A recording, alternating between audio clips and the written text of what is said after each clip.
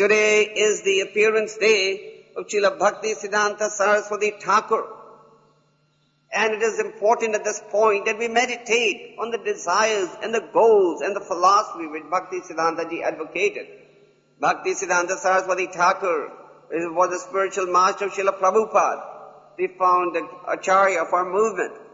So Bhaktisiddhanta Sarasvati Thakura, from his very beginning, his birth was very auspicious. Thakur Bhakti Vinod had prayed, just like Advaita Acharya had prayed, that please may the Lord descend so that the irregularities in religion and society can be checked. Similarly, Thakur Bhakti Vinod had prayed that please may the Lord send somebody who can help him expand Krishna consciousness. And in response to the prayers of Thakur Bhakti Vinod, Bhaktisiddhanta Sarasvati, the mercy incarnation of Radharani, appeared on this planet. And Bhaktisiddhanta Sarasvati, from the very beginning, Thakur Bhakti Vinod knew. So Bhaktisiddhanta Sarasvati preached very vigorously. He also established that one does not become a Brahmin on the basis of birth. One becomes a Brahmin on the basis of qualification. Chatur Varnam Maya Shashtam Guna Karma Vibhaga Saha.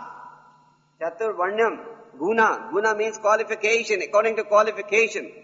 Those who hold the view that just because I'm born in a Brahminical family or born in a particular culture and hence I am perfect on the path of self-realization are under illusion.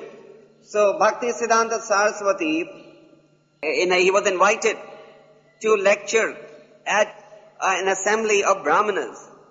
The so-called Brahmanas were claiming respect on the basis of birth, and they were engaging in activities which were totally un-Brahminical.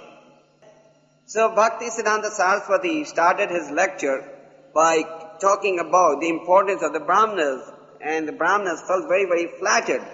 But then, quoting from the scriptures, he pointed out how the Brahmana has to be qualified.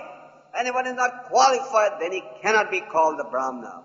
And Bhaktisiddhanta Sarasvati's preaching was so intense that the Brahmanas got so offended that they conspired to kill him.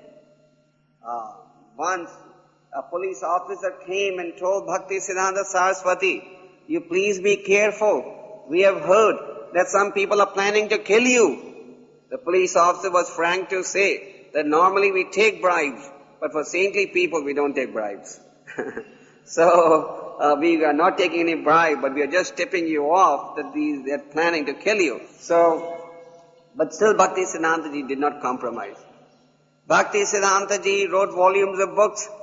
He started the newspaper, and he would send his disciples out to go and distribute these newspapers. And Prabhupada explains that my spiritual master would be so pleased when the disciples would come back, just distributing papers worth 1 paisa, 2 paisa. He would be very pleased. It was Bhaktisiddhantaji who emphasized the importance of book printing.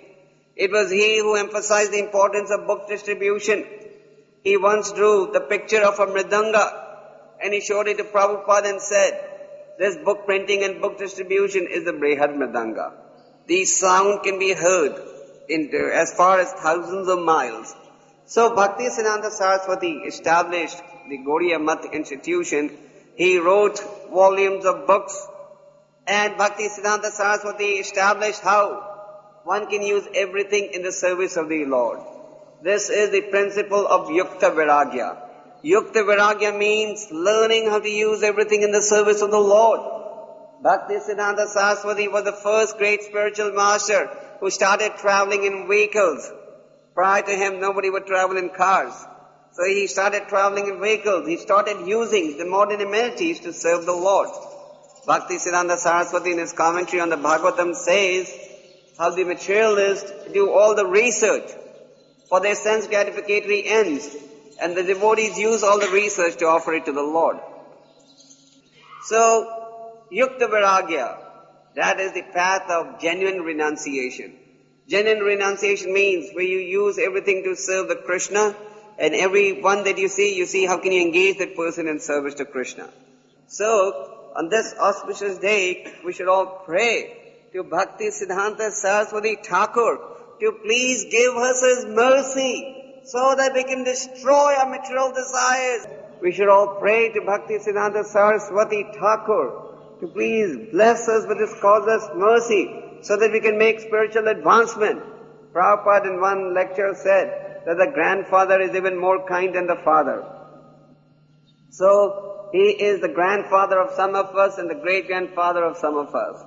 So we should pray to our grandfather and great-grandfather to please bless us so we can go back to Godhead at the end of this life.